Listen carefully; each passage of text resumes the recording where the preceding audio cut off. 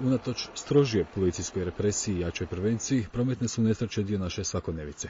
Samo tijekom prošloga mjeseca na području Osijeka smrtno su stradala 3 biciklista. U policiji kažu premalo je biciklističkih staza u gradu. Koristim zapravo prigodu da pozovem sudionike u prometu da nam, rekao bih, asistiraju, odnosno pomognu i dojave takve zapravo bicikliste koji se posebno na otvorenim cestama izvan naselja u večernjim i noćnim satima kreću neosvjetljeni i možda aludiraju i na utjecaj alkohola. Mjerodavni pokušavaju voditi novine ne bi li smanjili broj nesreća.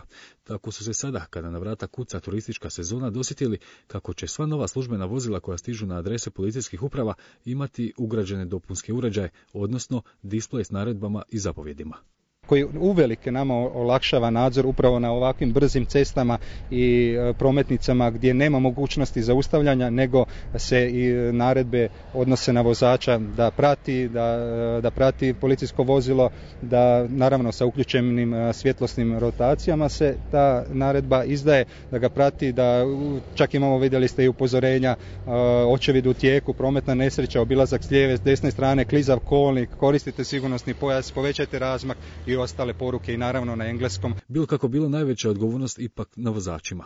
U vozila trebamo ulaziti svjesno, a ne bijesno.